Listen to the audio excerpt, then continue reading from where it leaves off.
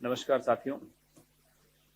उड़ीसा में बालासोर में जो कल हृदय विदारक परसों जो ट्रेन हादसा हुआ, जिसमें 288 लोग मारे गए, 1100 के लगभग घायल हुए।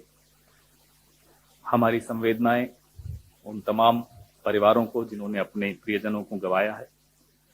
साथ ही ओडिशा पुलिस, एनडीआरएफ, ओडीआरएफ और भारतीय सेना को धन्यवाद,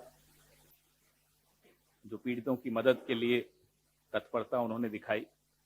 और ओडिशा के लोगों की जो मानवीय छवि देखने को कल मिली, वो इस देश की मानवीय छवि है। रक्तदान करने कतारों में लोग खड़े थे, नौजवान लोग खड़े थे। इससे यह पता चलता है कि एक राष्ट्र के तौर पर हम लोग कितने सजग, कितने संवेदनशील लोग हैं। लेकिन बड़े अफसोस की बात है कि हमारी सरकार उतनी संवेदनशील नहीं दिखती। प्रधानमंत्री जी, आपके रहते भारत की किस्मत के बारे में तो मैं कुछ नहीं कहूंगा, लेकिन आप की किस्मत के बारे में दो शब्द जरूर कहूंगा। आपने एक कवच अपने आसपास खड़ा कर दिया।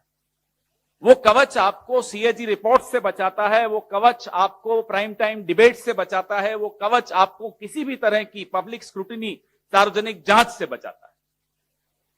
वो कवच देश की सीमाओं को नहीं बचाता, वो कवच ऑक्सीजन के लिए मारे मारे फिर रहे लोगों को नहीं बचाता, वो कवच रेल यात्रियों को नहीं बचाता, वो कवच सिर्फ और सिर्फ आपकी छवि को बचाता है। ऐसा कवच किसी सरकार को, किसी प्रधानमंत्री को कभी नहीं मिला। काश ये कवच रेल यात्रियों को भी मिलता।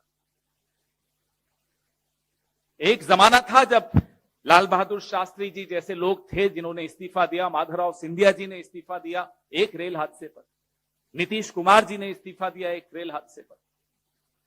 इस्तीफे का अर्थ क्या होता है? इस्तीफे का अर्थ होता है नैतिक जिम्मेदारी लेना। ना जिम्मेदारी दिखती है, ना नैतिकता दिखती है। आपको क्या उम्मीद है यहां से कोई इस्तीफा आएगा? हमें तो यह नहीं समझ में आ रहा हम इस्तीफा मांगे किससे। वो व्यक्ति जो एक छोटे से रेलवे स्टेशन की भी हरी झंडी दिखा के उद्घाटन करते हुए दिखता है, वो, या वो जो कल सुबह से अपनी पब्लिसिटी में लगे हुए हों, टोपी पहन के कैमरा लेकर घूम रहे हों, किसका इस्तीफा मांगे हम? प्रधानमंत्री, हम आप पर छोड़ते हैं, आप किसका इस्तीफा लेना चाहते हो। लेकिन ये देश उम्मीद करता है कि जिस तरह से लाल बहादुर शास्त्री जी ने, जिस तरह से नीतीश कुमार जी ने, जिस तरह से माधवराव जी सिंधिया ने इस्तीफा दिया था, आप भी अपने रेल मंत्री से इस्तीफा लेंगे। सीएजी रिपोर्ट आपके सामने है, पार्लियामेंट की स्टैंडिंग कमेटी की रिपोर्ट मेरे साथी, मेरे सहयोगी शक्ति सिंह गोहिल साहब के पास है, इस पर वो चर्चा करेंगे।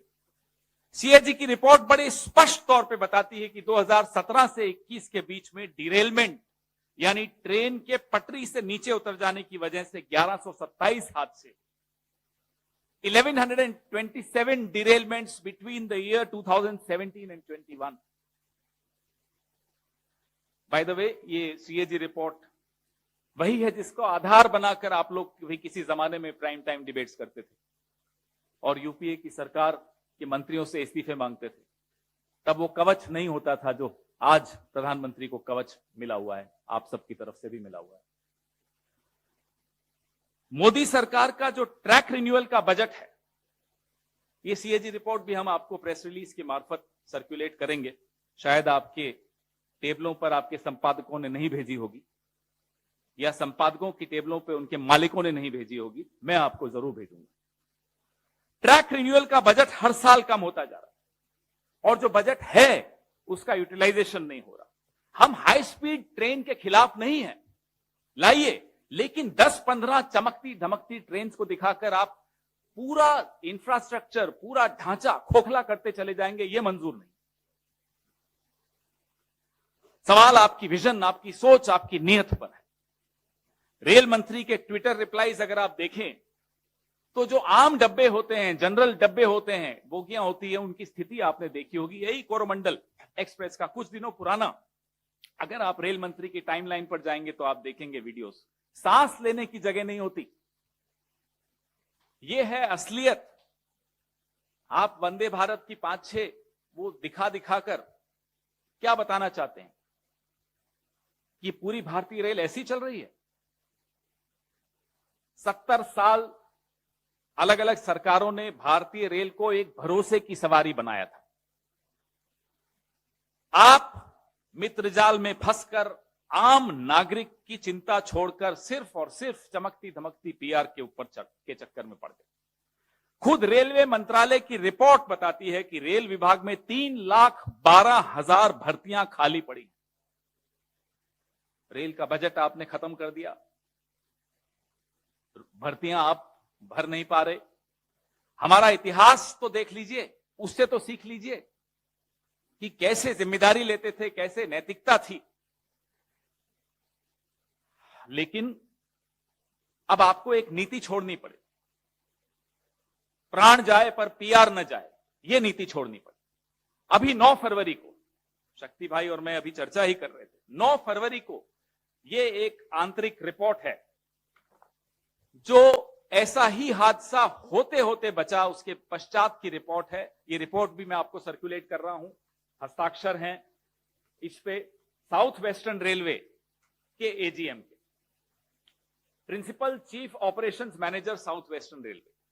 जब वो बता रहे हैं कि ये सिग्नलिंग जो इंटरलॉकिंग सिस्टम है, इसमें खोट है, अगर जल्दी ही इस खोट को दूर नहीं किया जाए तो इस तरह के हादसे होते रहेंगे। 9 फरवरी को ये रिपोर्ट सर्कुलेट हुई रेलवे मिनिस्ट्री में। उसके पश्चात क्या कदम उठाए गए ये भी हम जानना चाहते हैं।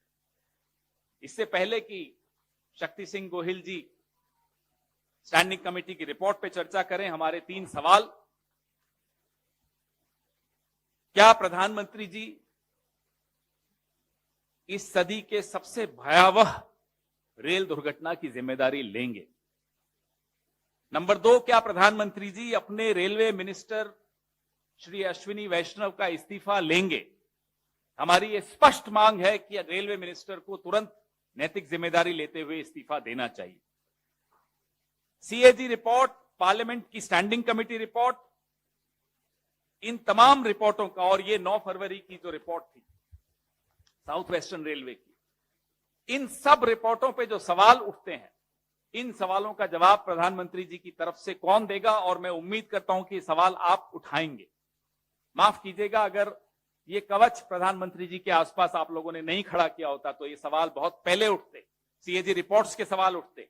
इस रिपोर्ट को कहीं ना कहीं छपते हुए हम देखते, इस पे चर्चा और डिबेट्स होती, तो शायद ये 288 लोग अपनी जान नहीं गंवाते। हमारा और आपका काम सरकार को जनता से बचाने का नहीं है, जनता को सरकार से बचाने का। अभी भी समय है, हम सबको ये जिम्मेदारी निभानी पड़ेगी, नहीं तो ये दुर्घटनाएं होती रहेंगी, लोगों की जान जाती रहेगी और यूं ही हम एक दूसरे को ढांढस बनाते रहेंगे।